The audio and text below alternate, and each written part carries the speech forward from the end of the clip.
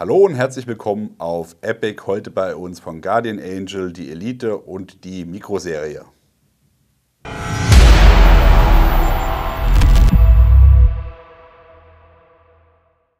Ihr habt es gerade im Einspieler gesehen, die Guardian Angel Elite und Mikroserie sind Markierungsleuchten, die ihr für verschiedene Einsatzzwecke nutzen könnt. Die Einsatzzwecke sind so vielseitig wie fast die Geräte es in verschiedenen Versionen gibt, ob das jetzt im Sport, im Outdoor-Bereich ist, beim Bushcraften, im militärischen Sektor, Polizei, Rettungsdienst, Feuerwehr, sogar für den Bau. Also es gibt wirklich für jede Anwendung gibt es da ein Gerät. Ich würde sogar so weit gehen und sagen, es gehört in jedes Auto, weil bei einem Verkehrsunfall kann man die Dinge auch irgendwie ans Auto machen, einfach nur, um sich besser sichtbar zu machen. Ihr habt alle eine Rettungsweste im Auto, warum nicht auch ein Guardian Angel, den man dann einfach an die Rettungsweste noch klippt, um sich besser sichtbar zu machen bei Dunkelheit, schadet mit Sicherheit nicht. Von der Funktion her ist es so, ihr kennt ja bei uns, wir machen viel Taktik. Wir haben jetzt hier mal zum Vergleich einen Core Survival Hellstar mitgebracht. Lässt sich hier einschalten, hat grünes Licht zum Blinken, Dauerlicht und weißes Blinklicht noch. Das Ganze nochmal mit IR ist relativ kostspielig. Wenn ich das mit den Geräten hier vergleiche, die sind relativ günstig und haben natürlich dadurch den Vorteil, dass man sie auch als, ja, gerade mal im taktischen Sektor, als, ich sage jetzt mal, Wegwerfprodukt nutzen kann.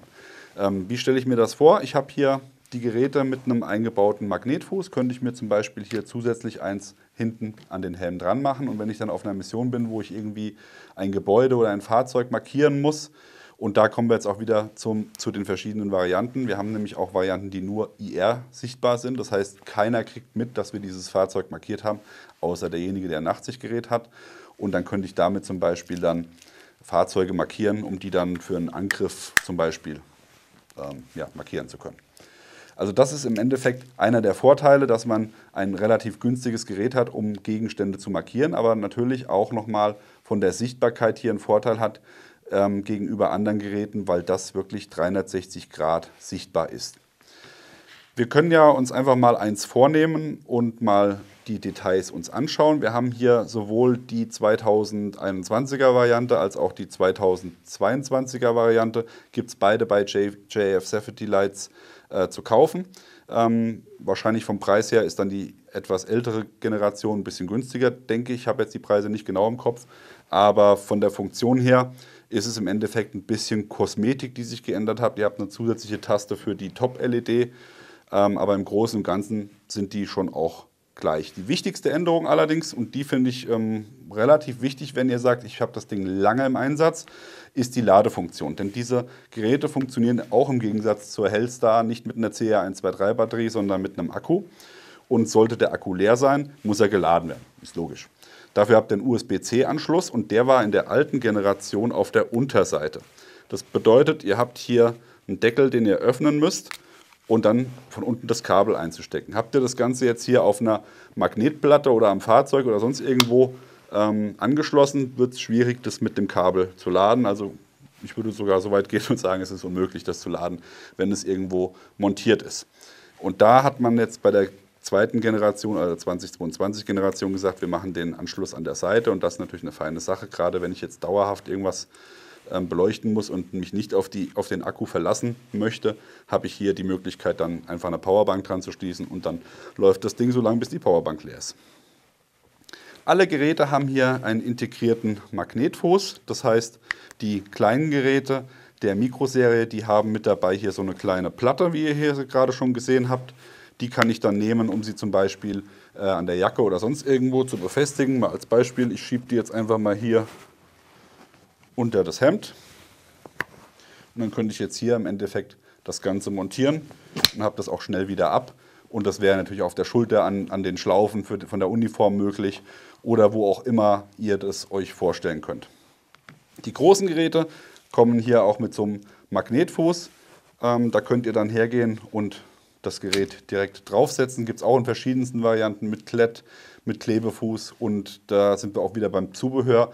Ich glaube, neben den ganzen Geräten, die es gibt, gibt es noch mal mehr Zubehör, das ihr nutzen könnt, zum Beispiel einen Pylonenaufsatz, um das beim Bau oder bei einem Verkehrsunfall auf die Pylone stecken zu können. Es gibt Adapter für alles Mögliche, also man kann die wirklich überall einsetzen und alleine der Magnetfuß macht es natürlich schon sehr universell.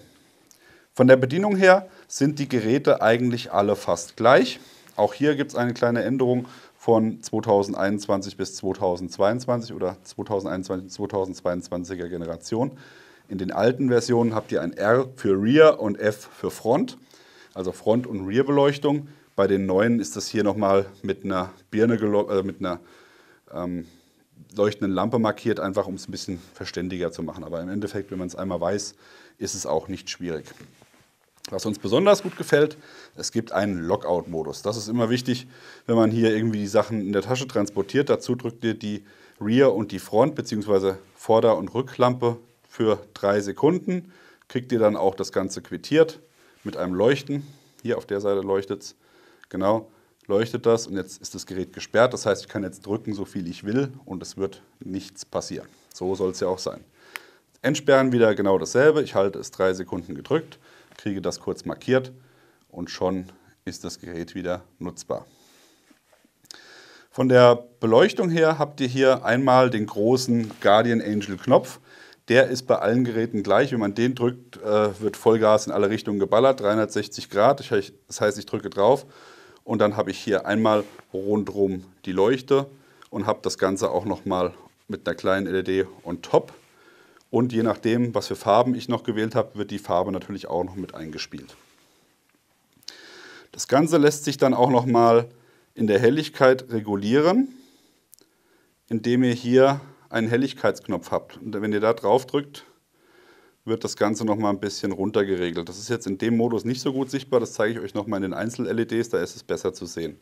Als Beispiel, wir fangen mal mit der Vorderbeleuchtung an, die schalte ich jetzt ein. Das ist das Arbeitslicht, das sogenannte. Wenn ich einmal drauf drücke, habe ich eine LED, drücke ich nochmal, habe ich 3 LEDs bei dem Gerät jetzt hier und drücke ich nochmal, habe ich die 2 weißen. Also es fängt im Rotmodus an und geht dann in den weißen Modus und der nächste Knopfdruck ist dann wieder aus. Jetzt schalte ich das nochmal ein in Rot und jetzt habt ihr hier noch den Helligkeitsknopf. Wenn ich jetzt hier drauf drücke, kann ich die Helligkeit nochmal in verschiedenen Varianten dimmen. Hier sieht man es besser, glaube ich, mit 3 LEDs. Das wäre die Funktion. So, dann habt ihr natürlich noch die F-Lampe. Das sind dann die 4 großen LED für Front. Und das Ganze auch nochmal hinten. Und wie ihr sehen könnt, ist hinten und vorne ist auch um die Ecke. Das heißt, dazu sind auch die Seitenleuchten. Also das Gerät würde jetzt, wenn ich jetzt nur die Front- und die Rear-Taste drücke, ist es jetzt auf allen LEDs an. Und jetzt könnte ich hier auch nochmal die Helligkeit natürlich regulieren, je nachdem, wie ich das brauche zum Arbeiten. Und kann dann damit spielen. Und dazu kommen dann auch nochmal verschiedene Leuchtmodi, wie zum Beispiel, wenn ich jetzt hier zweimal auf den Frontknopf drücke, dann habe ich hier einmal Blinklicht, dasselbe auch hinten. Und da habe ich auch nochmal, auch wenn es eigentlich nur zur Batteriekontrolle ist, aber eigentlich ist es auch ein schöner Strobe-Modus.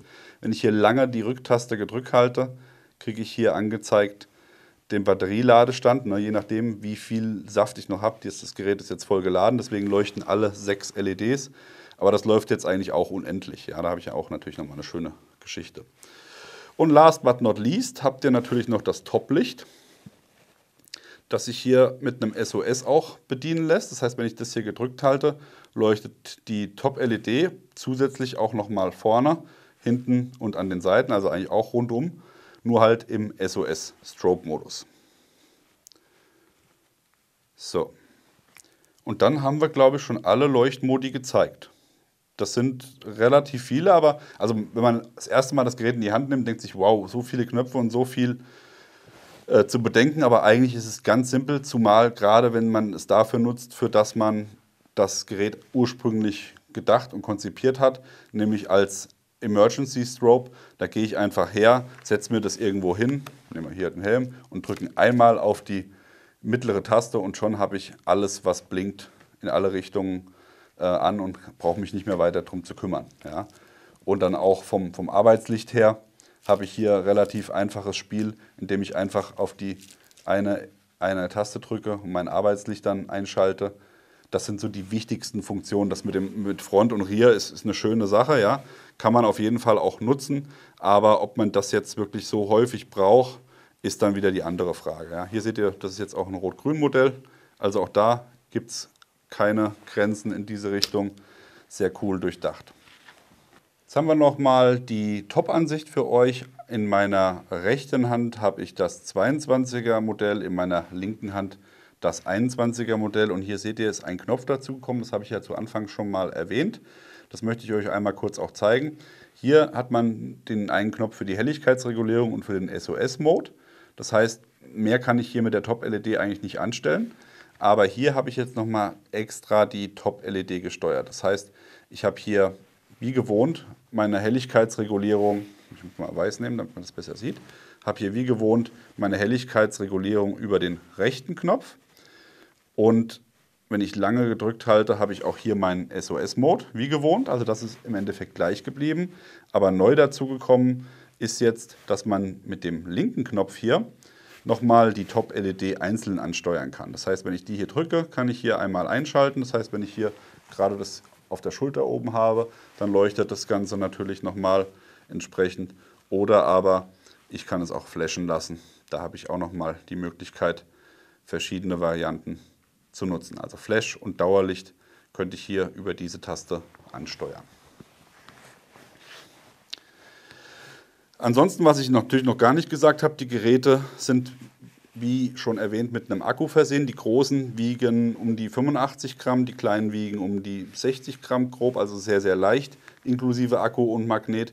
360 Grad Beleuchtung.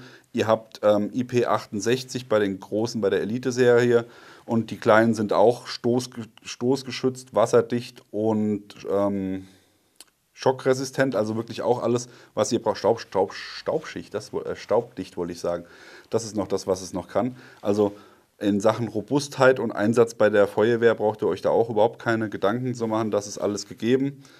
Und jetzt kommen wir nochmal zu einem Sektor, den wir euch nochmal näher führen wollen. Und das ist der IR-Mode. Dazu müssen wir allerdings einmal auf Nachtsicht wechseln. Und am Nachtsichtgerät könnt ihr euch nochmal genauer die Stufen angucken. Solltet ihr kein Nachtsichtgerät haben, funktioniert sowas natürlich auch immer mit einer Digitalkamera, falls ihr sowas zur Verfügung habt. Auch hier wieder Guardian Angel, der große Knopf in der Mitte, feuert alles gleichzeitig. Wenn ich da drauf drücke, habt ihr hier rundum sorglos Strobe. Das heißt, wenn ich hier das auf dem Auto markiere, dieses Ziel zu verfehlen, ist, glaube ich, unmöglich. Allein die Top-LED, die macht so einen unglaublichen Lichtbeam, das könnt ihr euch gar nicht vorstellen. So, auch da wieder habt ihr natürlich den Rear- und den Frontbereich, den ihr separat ansteuern könnt. Das mache ich jetzt einfach mal. Ich schalte mal die Rear ein und einmal die Front, hinten und vorne. Dasselbe auch nochmal hier beim großen Gerät, hinten und vorne. Das geht übrigens direkt hier in den Blinkmodus beim großen Gerät. Machen wir das nochmal aus. So, und hier, wenn ich dann das zweite Mal drücke, seht ihr schon, da habt ihr dann so ein umlaufendes Licht bei der Mikroserie. Und beim dritten Mal drücken sollte das eigentlich wieder ausgehen. Genau, perfekt. So, dann habt ihr natürlich noch den SOS-Mode, gedrückt halten oben. Der ist genau gleich wie bei Tageslicht. SOS ist immer gleich, nur eben, dass man das auch nochmal unterm Nachtsichtgerät sieht. So, gedrückt halten zum Ausschalten. Aus, perfekt. Und dann habt ihr das Arbeitslicht, schaltet ihr vorne ein, eine LED, schaltet ihr das zweite Mal ein, geht sie wieder aus. Da gibt es keine verschiedenen Leuchtstufen, beziehungsweise doch, wenn ich hier drauf drücke, müsste es doch eigentlich.